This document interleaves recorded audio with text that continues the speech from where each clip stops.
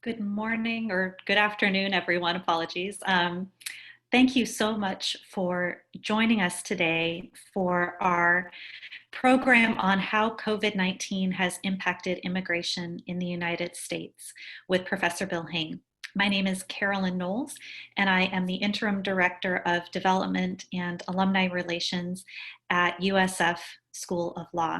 Again, we really appreciate the time that you are taking to learn, listen, and participate in this program today, this really important topic. Just a couple of housekeeping items before we begin. This program is being recorded, and so we are happy to share this with you afterwards, and feel free to also share this program widely. Professor Hing will be speaking for about 30 to 40 minutes at the beginning of this program, but we really encourage you to participate by using the Q&A feature and asking questions throughout his presentation, and then we will dedicate the last bit of time to a Q&A time. This will be an hour long, so it'll be finishing at 1 o'clock Pacific time. If you are having any technical issues, please email lawevents@usfca.edu, and we will help you as much as we can. With that, let me present to you our our speaker today. Professor Bill Hing is a professor of law here at University of San Francisco School of Law. Throughout his career, Professor Hing has pursued social justice through a combination of community work, litigation, and scholarship. He is the author of numerous academic and practice-oriented publications on immigration policy and race relations. Professor Hing is the founder of the Immigrant Legal Resource Center in San Francisco and continues to volunteer as general counsel for this organization. He is also the founder and director of the Immigration and Deportation Defense Clinic. We are so grateful for your expertise and passion today. Professor Hing, welcome. I'll turn it over to you. Thank you. Thank you for that nice introduction, Caroline. Appreciate it. And hello to all of you out there. I can't see you, but I know you're out there. So save your questions till the end. You may have a number, and I'm happy to try to address them.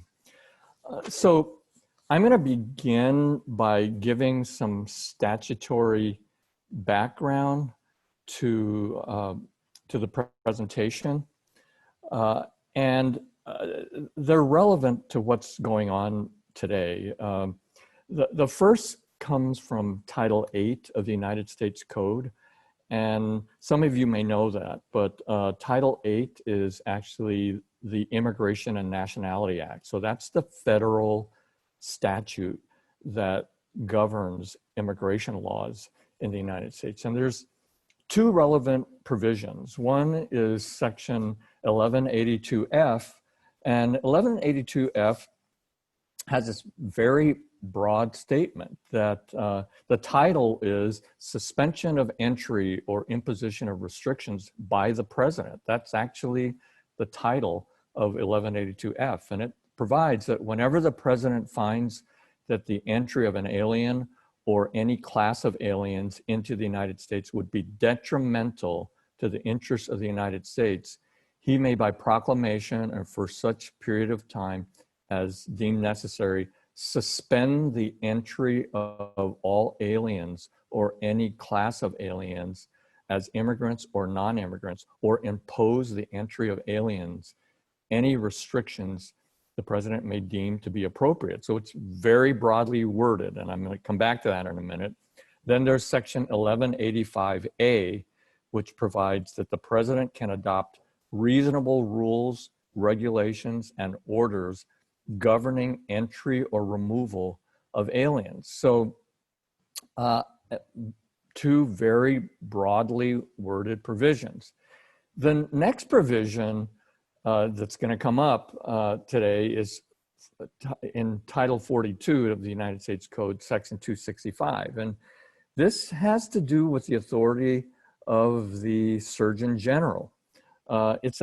This provision is an old provision. It's from 1944, and it provides that the Surgeon General, whenever the Surgeon General determines that by reason of the existence of any communicable disease in a foreign country, there is serious danger of the introduction of such disease into the United States, that is a danger that might increase by the introduction of persons or property from such country, that a suspension of that right to introduce such persons is in the public interest, the Surgeon General can issue regulations approved by the president to prohibit such persons or property. So that's the statutory background of what is happening today in the United States with respect to new rules under the COVID situation that we are all involved in. Now, there's important Supreme Court authority that's relevant to what the administration has done over the last 2 or 3 months. And that authority actually comes from this case, Trump versus Hawaii. It was decided a couple of years ago, and some of you may be familiar with what Trump versus Hawaii is. It's the so-called Muslim ban or travel ban case that got to the Supreme Court and was decided a couple of years ago. And why is that relevant? Well, it's relevant for 2 big reasons. One, the statutory authority that President Trump used to defend the travel ban was 1182F and 1185A of the Immigration and Nationality Act. And secondly, the importance here is that the Supreme Court upheld President Trump's travel ban. And so just to remind us what the travel ban consisted of, first of all, there were 3 versions of the travel ban, and it's the 3rd version that got to the Supreme Court. The first version of the travel ban was issued within a week of the president taking office. Some of you may recall dramatic scenes of volunteer attorneys going to airports across the country to try to help individuals who were arriving and were being excluded. That first list of countries that was on the travel ban, the first travel ban, was all Muslim countries. And then that was immediately challenged in the courts, and the district courts across the country enjoined the first travel ban. Then the administration came back with a second travel ban that took away one country and added other Muslim-dominated countries. Travel ban 2 was also enjoined. Finally, after many months, the administration came up with a 3rd version of the travel ban. And by then, the administration had done several things. One, it added 2 non-Muslim dominated countries. It added North Korea and Venezuela to the list. And it also consulted with many different agencies within the administration with respect to what was happening around the world in terms of the potential that terrorists might be entering on our soil. So the language that it was a 5-4 opinion that was written by, the majority opinion was written by Justice Roberts, and it's very, very broadly written. And this is some of the language from the case, that 1182F exudes deference to the president in every clause. It entrusts to the president the decision whether and when to suspend entry, whenever the president deems that entry might be detrimental to the interests of the country. And so the Supreme Court held that this third version of the travel ban fell within this comprehensive delegation. And so one of the challenges to the travel ban was that there was an establishment clause, a religious claim challenge to the travel ban, because the candidate Trump, especially candidate Trump, had used a lot of language attacking Muslims. And so the plaintiffs tried to argue that this was religious discrimination. But the Supreme Court rejected that argument. The majority rejected that argument, saying that that extraneous type of language of the president was not relevant, and that what was relevant was that by the time the third iteration of the travel ban was announced, the president had crossed his T's and dotted his I's and consulted with various agencies within the United States and across the globe, and therefore it was a legitimate purpose.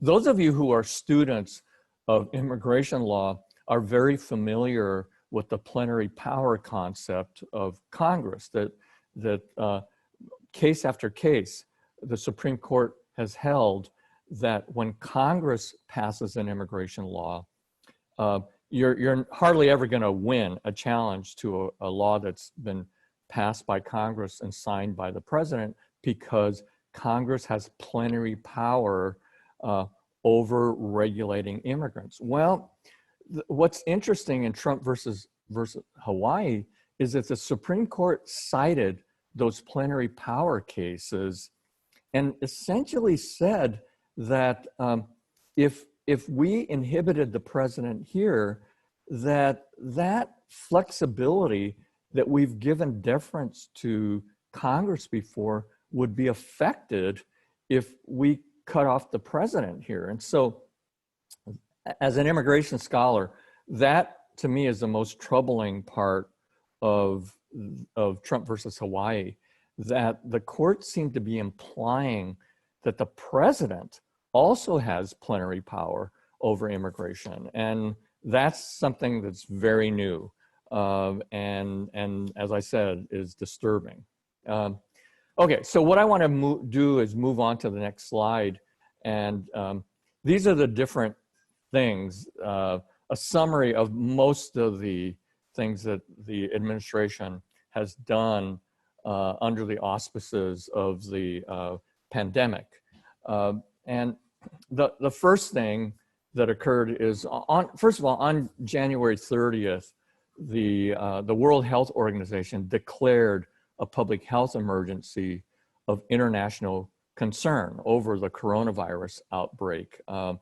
You should understand that by then, there were already 45 countries by the end of January that had already restricted certain travel globally. And so on January 31st, the United States became the 46th country to announce that there would be a temporary ban on the admission of people who were in China 14 days prior to their attempt to come to the United States. So that's the first thing that the country did. And it wasn't for a month and a half later that the president on March 11th then announced that the United States would suspend travel from Europe for 30 days. And as we know, that's been extended. And that was in response to the fact that by then, by the middle of March, U.S. health officials had recorded over 1,000 cases of death, and it was increasing. And so the United States had previous bans on regions of Italy and South Korea and China and Iran, but on March 11th, there was this broader announcement of travel ban from Europe. Interestingly, initially, the president did not have the UK on that list, even though the UK had many more cases than the rest of the European Union. But a few days later, the UK was added to that list as well. Then on March 20th, there was a closure of the southern border of the United States. I'm going to spend a fair amount of time talking about that in a minute, to non-essential travel. And then also on March 20th, there was a suspension of routine visa services at all U.S. embassies and consulates around the world. And the routine services had already been suspended in some countries, such as South Korea and Spain, but this was much more broad.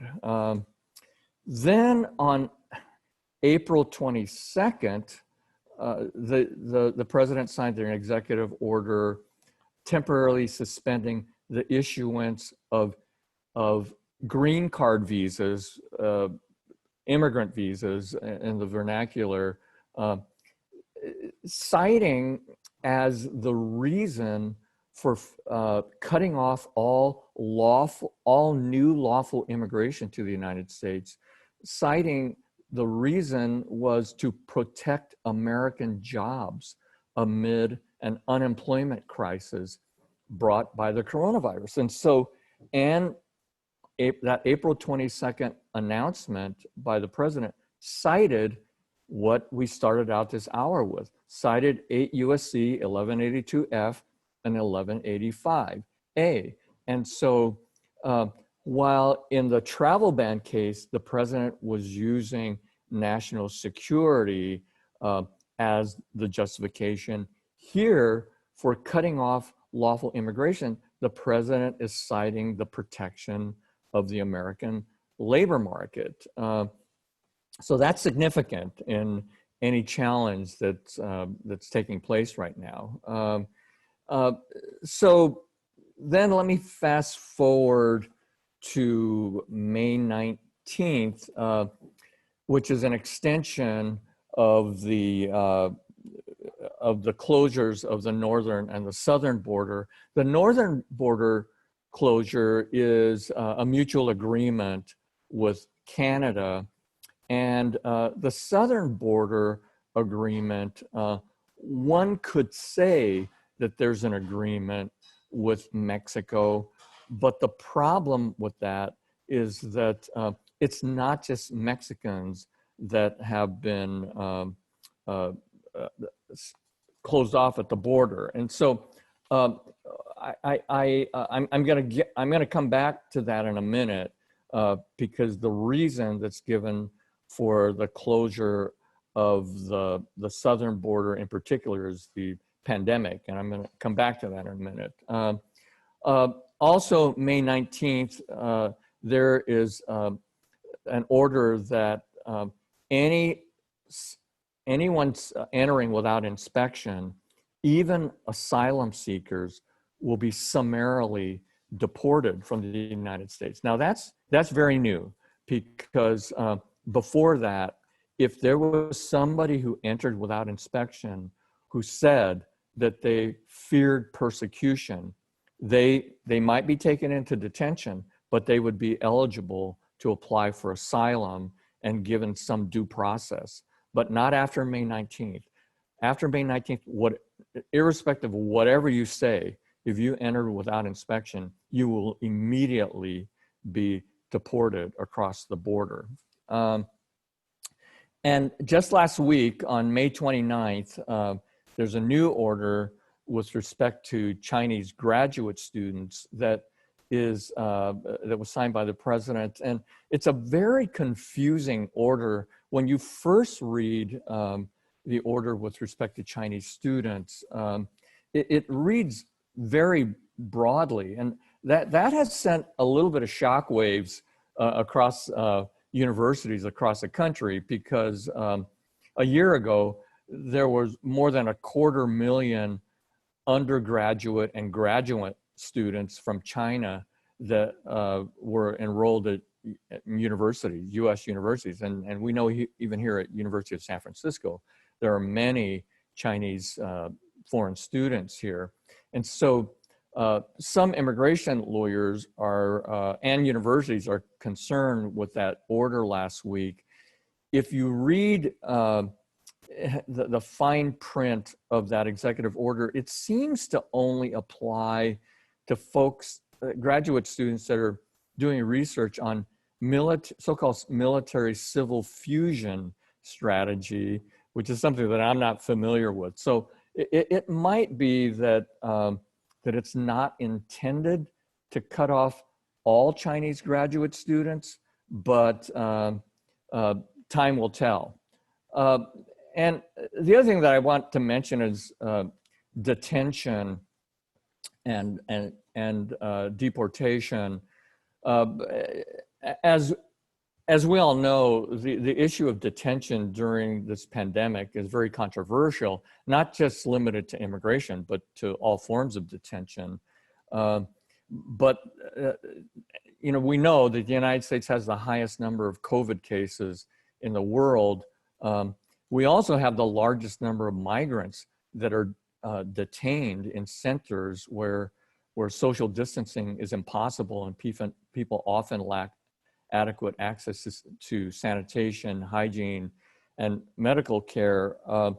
But there has not been a release of people in immigration detention. There are several lawsuits, and so far, the only lawsuits that have really been successful are on behalf of people that have underlying pre-existing conditions or who are testing positive to COVID.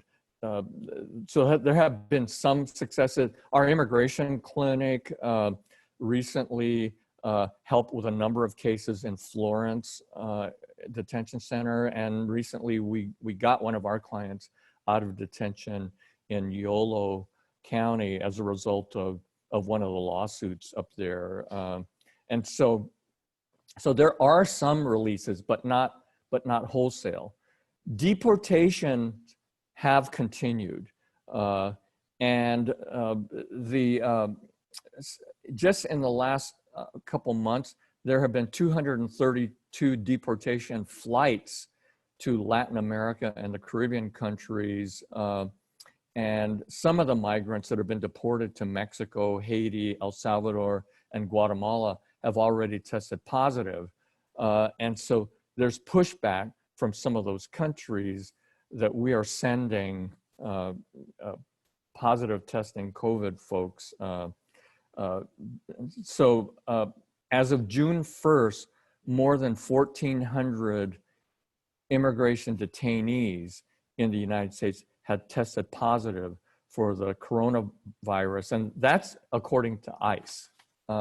So I want to come back to what's happening at the border, because even before the pandemic, there were some 70,000 refugees that have been stopped at the border, again, before COVID.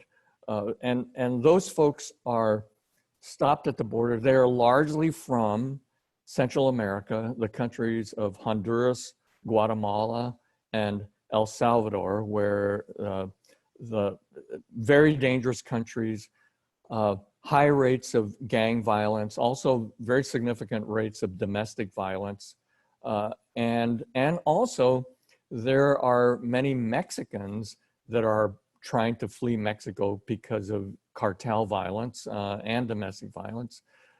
Also gathered at the border, and it's not a surprise, I'm sure, are refugees that have fled Venezuela and Cuba. And the immigration clinic students and staff and I we regularly traveled to the border. Most recently, we were there the very first week of March before the shelter-in-place order. And we also met refugees, not just from the countries that I just mentioned to you, but we also met refugees from Africa.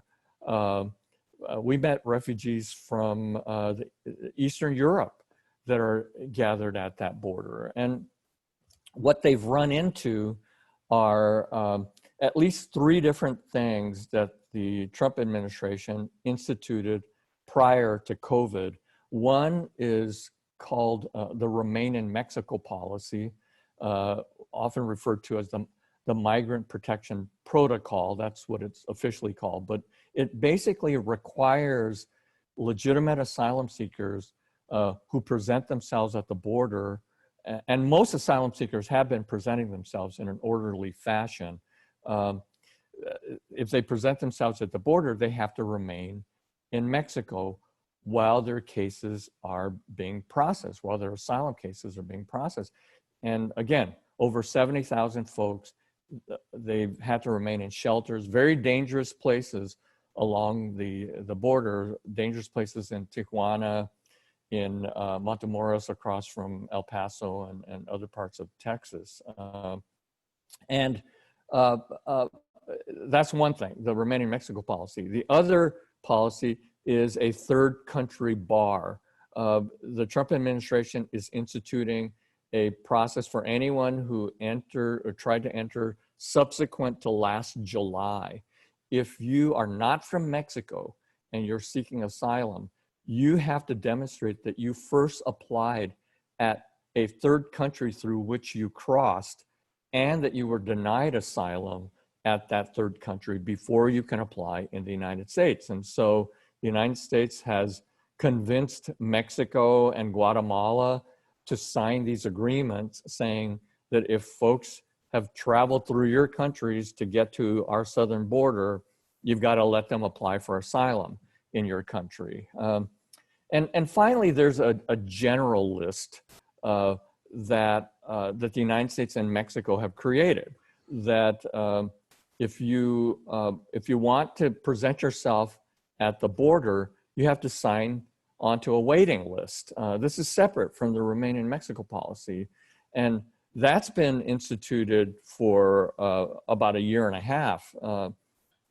That is a process that it's many, even before COVID, it was many months long to get your name off that waiting list. And it gave rise, for example, to that unfortunate scene at the Texas-Mexico border last year of that man who died with his daughter trying to cross the Rio Grande River because he had grown impatient with the waiting list, and he was fleeing persecution. Since COVID, as I've pointed out to you, the border has been closed permanently, and it is this provision that the United States has cited, this 42 U.S.C. 265, and it was announced that by the Surgeon General and the President that at this critical juncture, this is the language that was used by the CDC, it would be counterproductive to undermine ongoing public health efforts by relaxing restrictions on the introduction of covered aliens who pose a risk of COVID-19. And that was a statement that was signed by Dr. Robert Redfield of the CDC. So, and the President has endorsed that. And there's been just tremendous pushback. So that now means that all the 70,000 folks that I mentioned to you that were trying to follow already this hampered process of Remain in Mexico policy and the list, now they can't even have any day in court until this CDC order has been lifted. And so this order has been attacked by epidemiologists across the country as being a misapplication of what's really going on. And this is the argument that epidemiologists are using against this CDC argument. First of all, the law that is being invoked, this provision of 42 U.S.C. 265, which is, as I said at the outset, it's a 1944 law. It's never been used in this manner. It's just simply never been used to keep out wholesale groups of people from entering. No administration has ever invoked this authority to prohibit folks to combat the spread of any contagious disease. Secondly, what epidemiologists are arguing is that it doesn't make sense because, first of all, the United States already is known as the place where that has the most cases of coronavirus, and that preventing the introduction, saying that you want to prevent the introduction by stopping asylum seekers doesn't make sense to these epidemiologists, because really what we now know is the way to stop the introduction of COVID is actually to reduce the community spread through things that we've all heard, through things like social distancing, personal protective equipment, hand washing, hygiene, self-isolation, and that those are tools that can also be used effectively for asylum seekers at the border.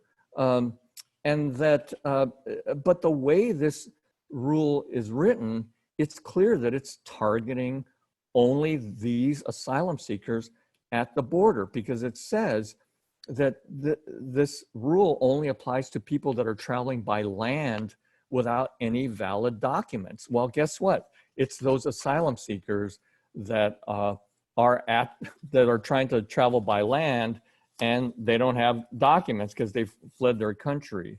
And so the hope of these epidemiologists is that we understand that there's something else at stake here.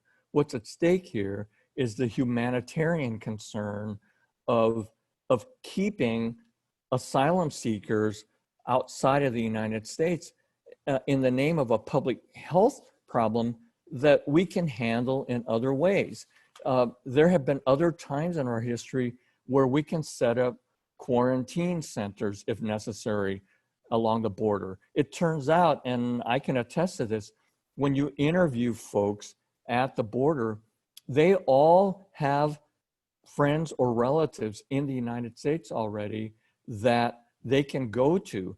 And doctors argue there are ways of transporting those folks safely to those homes where they can shelter in place the way the rest of us are doing. And so instead, what we've done is we've deported thousands of people in the last few months, including at least 400 children from Cuba, Ecuador, El Salvador, Honduras, Guatemala, and Mexico.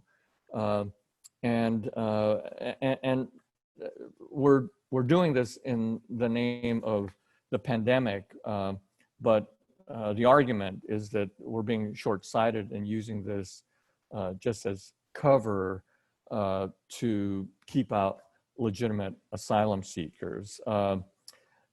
I guess the final thing that I have on the outline here is that last week, the administration began considering cutbacks on other non-immigrant categories, foreign students who want to have practical training in the United States, and H-1B workers, for example, in Silicon Valley. Again, not in the name of COVID, but more in the name of protecting the American job market. Let me stop there, Caroline, and see if there's any questions that folks might have. Thank you so much for this information. It's really, I can't say it's fantastic. It's hard to hear, but it's also really important. And yes, if anyone has any questions, please feel free to post them. I actually have a few for you, Professor Hing, if you don't mind. Of course. The first one is, with these detention centers, are there are there any reliable numbers on infection cases, and how are folks doing there? I mean, as you were saying, like social distancing and hygiene are real challenges there. Yeah, it turns out that, first of all, that in the general immigrant population, the numbers are not any different from generally in the United States, but those that are in detention or kept in close quarters where there's no social distancing, yes, there's been a skyrocketing of infections. And so there is this serious concern that serious concern that if we don't do something smart, that it becomes a death sentence for those that we're not allowing to engage in the type of preventative care that you and I have the ability to do. Yeah, for sure. We have a question from Sam Rosario. He's curious how new attorneys entering the field of immigration, what can they do in order to help people at the border, especially in light of the COVID-19 situation?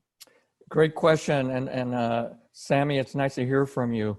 I know that you're a newly minted lawyer, so congratulations again. Two things. If you email me, I'm happy to put you in touch. There are two organizations that work, well, three, at the Texas, Arizona, and the California borders. In the Texas, in Texas, it's ProBar, which is an American Bar Association program that you can email them. But again, I have the emails. And then in Arizona, there's two. One is the Keno Border Initiative, which is founded by Father Sean, who's actually on the University of San Francisco Board of Trustees. Their program is looking for volunteers even at a distance. And also just up the road from there is the Florence Detention Project that is looking for help.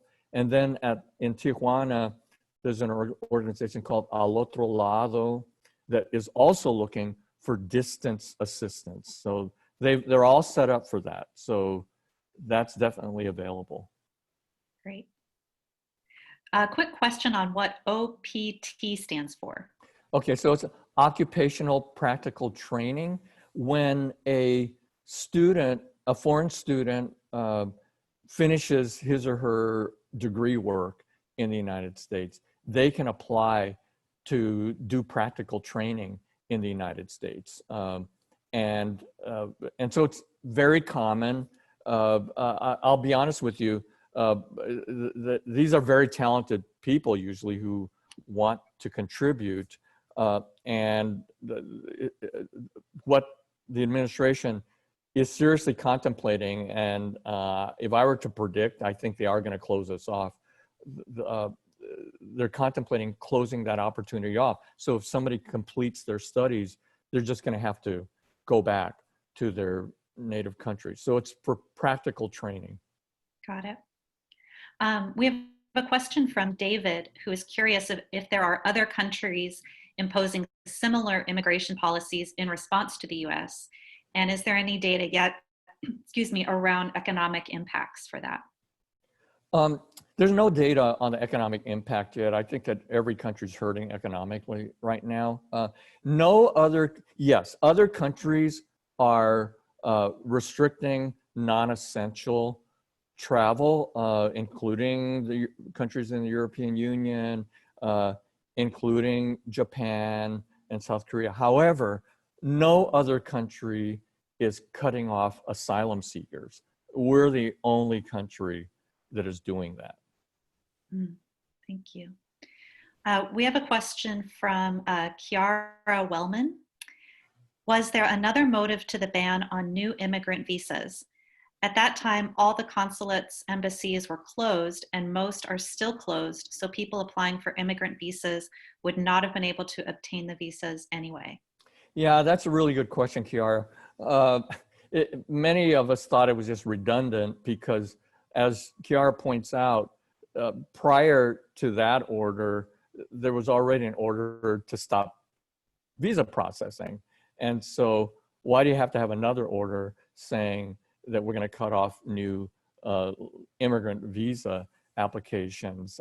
The only thing that I can figure is that the administration wanted to double down and make another statement to the American public that they were not going to allow in new immigrants. And I want to point out to those of you who are non-immigration practitioners out there, this is not about closing off people who are undocumented or don't have visas. These are folks who qualify for, they've passed all the requirements to legally immigrate to the United States.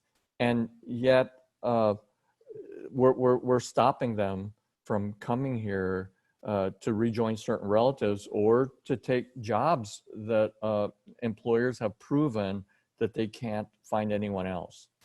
Mm-hmm. We're getting a couple of great questions as a follow-up to your explanation of OPT.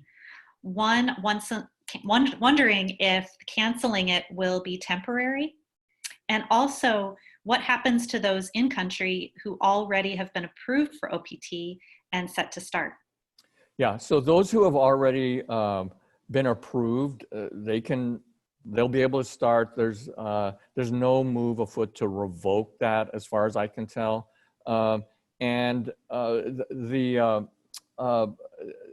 Whether this is going to be permanent, under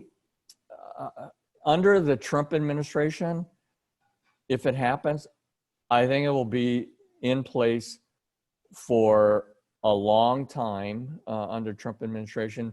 And the reason for that is because of the time that it's going to take for the U.S. economy to come back, and that will be the reason, the pretext that the Trump administration will use for not reopening the OPT possibility. And I fear that the H-1B, that foot might be falling soon as well. Yeah. As a non-lawyer, I appreciate this question. We have someone asking if you can explain your point again about plenary, or is it plenary power? Yes, that's a really very, very significant question. And it troubles every immigration law. I'll be honest with you, it troubles every student who has taken constitutional law, and then they take immigration law. In constitutional law, they learn all about equal protection and due process and fairness and all those great things. Then you take an immigration law course, and then you have these immigration laws that discriminate based on gender, on nationality, on race. And it begins with the Chinese exclusion case, which again, many folks may know that back in the 1800s, Congress passed a Chinese Exclusion Act that excluded Chinese laborers from coming to the United States. It was a specifically racist immigration law. And that case went to the Supreme Court. And that was one of the very first cases where the Supreme Court says, you know, because this is, immigration laws are they're about international relations, they're about border, and there's a reference in the Constitution to the fact that Congress has the ability to pass a uniform law of naturalization in Article 1, Section 8 of the Constitution. The Supreme Court back in the 1800s put two and two together and concluded this is one area where we defer to Congress. And it's because, and that's the term they used was because Congress has plenary power over immigration. And the way that's been interpreted is that that whenever Congress makes a decision on who can be deported and who can be admitted, and that we can keep people out that have been convicted of a minor crime, or we can deport somebody for a First Amendment, what we might think is a First Amendment problem, Congress defers.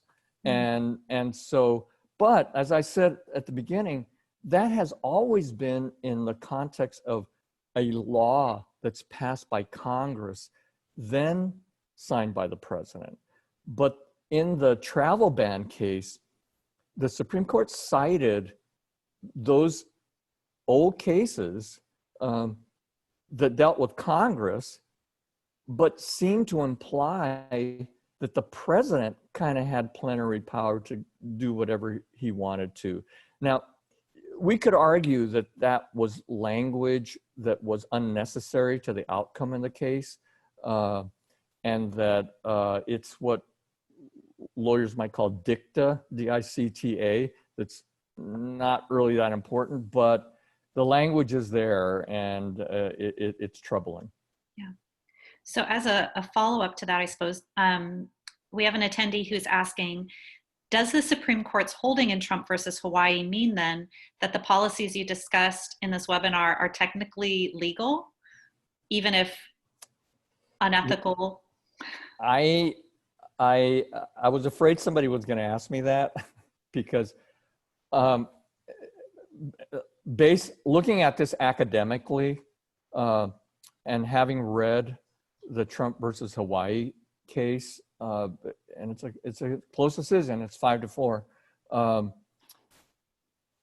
The Trump administration has reasons that can be labeled reasonable. When you're doing things that protect the American labor market at a time of this high rate of unemployment, how can that not be labeled reasonable, okay? And it's not whether or not I might label it that, but I think the court can easily do that. And then the same with the medical rationale of the CDC. The arguments that I was parroting from the epidemiologists that I've read are policy arguments by those epidemiologists. They don't think it's the right thing to do, especially when we're talking about asylum seekers. But again, the court might look at that and say, well, it's true that a different judgment might be made by a different person, but how can we say that it's completely wrong to keep people out when we're in the middle of a pandemic? And so I think that the Trump administration definitely has a leg to stand on. Mm-hmm. Legally, yeah. We have a question from Martha Keller asking, what did the dissent say in Trump versus Hawaii? Okay. So the dissent said, basically went out of its way to say that this was clearly aimed at religion, that even though they added North Korea and Venezuela, it was very clear that the intent was just discrimination against Muslim countries. And the dissent, very, very stark language, said that the majority opinion reminded them, now hold on to your seat, the dissent said that the majority opinion sounded to them like they were repeating the terrible outcome in the Japanese internment case, Korematsu, from the 1940s, which everybody looking back on that saying that the Supreme Court allowed the racist arrest and detention of Japanese Americans. We weren't talking about immigrants, because most people Japanese detained at that time were actually U.S. citizens. That the minority opinion felt that what the court was doing in Trump versus Hawaii was the equivalent of basically interning folks, and that it was a shameful time in our history. Mm-hmm. We have a question from Dean Strang, former faculty, visiting faculty. The Convention Against Torture, in theory, disallows removal of an immigrant to a country in which the immigrant will face torture. Does this also provide any theoretical remedy to an asylum seeker who presents at the border and is denied inspection or consideration of the asylum claim? And if so, do federal courts have jurisdiction to hear such a claim when the asylum seeker is not on U.S. soil? Yeah, that's really a good question. And for those of you who do not know Professor Trang, he was such a important, he contributed so much to the faculty this year, and the students just love him. That's really a great question, and that issue is being raised right now. And the problem is that in order to get,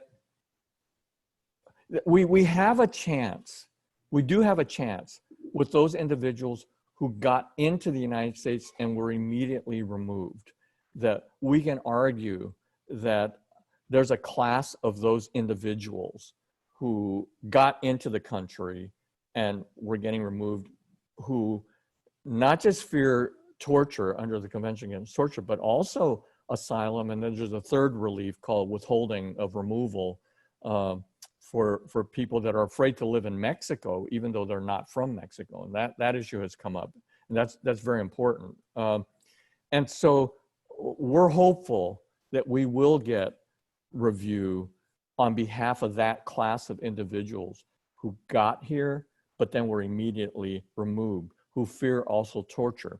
The other problem, the challenge with that is that, as the term suggests,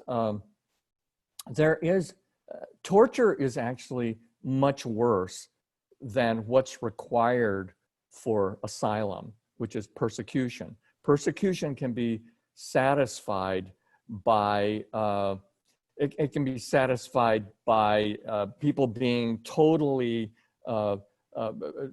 left out of the economic system of a country. It can be threats, it can be persecution, that kind of thing. Whereas torture, as the word suggests, it's got to be physical, and so there's a higher standard for torture than asylum as well. And so that's another problem, is that not all of those 70,000 folks that are waiting at the border have a good case for torture. They may have a good case for asylum, but not necessarily for torture.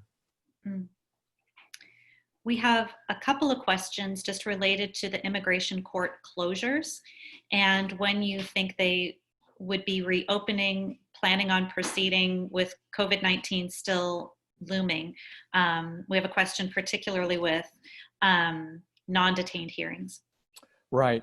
So the questioner may know that the most recent announcement is June 21st, that the non-detained cases are going to begin on June 21st. That date has been changed, obviously, every couple of weeks, and that's the most recent. Detained cases have continued, and so it's I'm not sure. I'm not sure. First of all, that question, can that question be answered on a national level? I'm not so sure, because as we see from the different state and local charts, that some places the curve has flattened, other places it hasn't. And so if the immigration court system, the Executive Office of Immigration Review, the Department of Justice, if they're willing to be nuanced and just pick certain parts of the country to reopen the courts earlier than others, then that may happen. But if they're going to stick to a uniform order, then I don't see how they're going to be able to open by June 21st for all the courts, because I think that the spikes haven't been reached in certain states yet. And so I would think that date is going to change. Mm-hmm. What are your thoughts about the embassies and resuming accepting applications? And also, as a follow-up to that, are U visas also not being granted? That's a really good question. So the embassies, I think I would say the same answer that I have about the in response to Chiara, but also the immigration court one. It's going to depend on a combination of things. Is the administration willing to change this global order that we're not going to allow any more migrants to come to the United States through the visa channel? If that doesn't change, then no, the embassies won't reopen. But if there's easing up on that order, then yes, it'll then be dependent on the locality of those embassies. And so if those embassies are in a country where the curve is flattened, then I would say yes. But if they have not been, I would say no. U visas are for individuals in the United States, actually, usually undocumented individuals in the United States who have been victims of pretty serious crimes, usually some kind of violent crime. And you can still apply for U visas right now because you're in the United States. But those in the audience who are not immigration practitioners know that there's actually a downside to applying for U visas under the Trump administration. Under prior administrations, Bush and Obama, if you applied for a U visa, you usually were not touched by immigration and customs enforcement. In other words, if you are a U visa applicant, even if your U visa had not been approved yet, they wouldn't try to remove you. But under the Trump administration, you're fair game. If you apply for a U visa and it has not been approved, and there's a backlog right now in U visas also, you're actually fair game. And it depends on the district of the country whether or not they will go after you. So before anyone applies for a U visa, they probably should talk to an immigration specialist. Thank you. We have time for just one more question, and this one is very timely and ties into many things that are on a lot of our minds and hearts right now. It's from Jeremiah Mahler.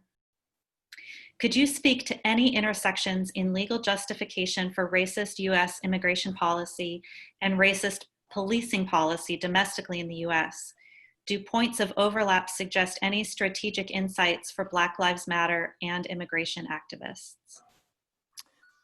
You know, I think that's really an important question. Excuse me, my landline's ringing. I'm sorry. First of all, let me begin by saying that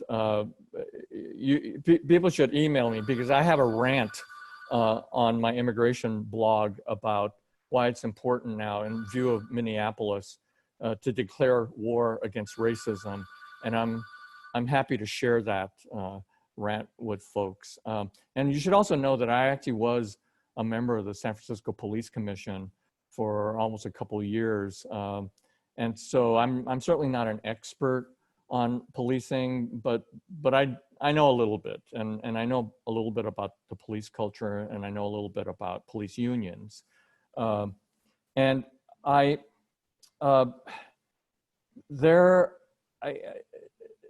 all of this to me, both in the immigration context and in the policing context, is very much about institutionalized racism.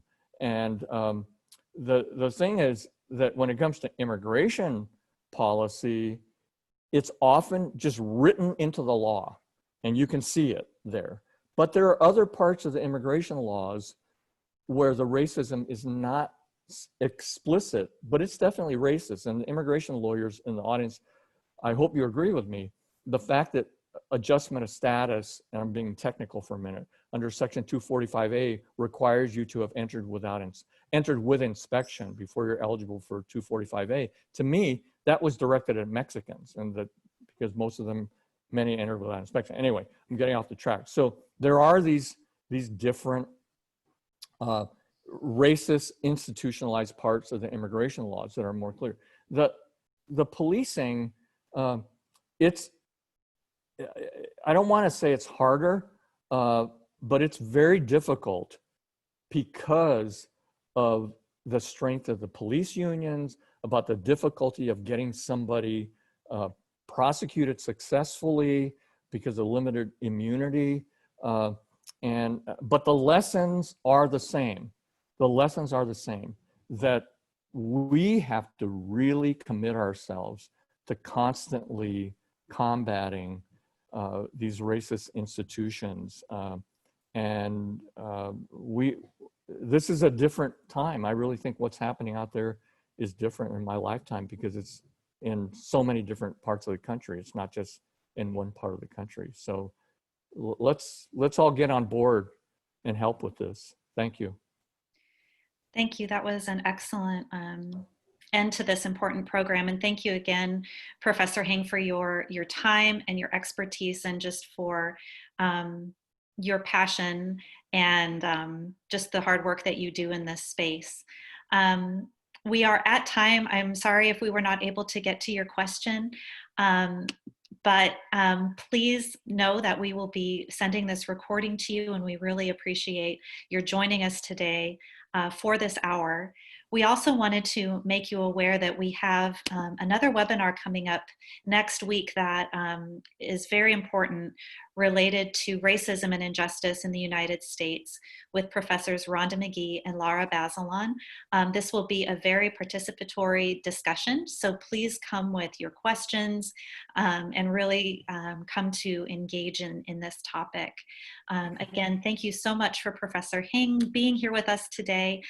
For those of you who are interested in MCLE credit, we are available. We are giving away a MCLE credit for this as well. So please follow up with our office if you are interested.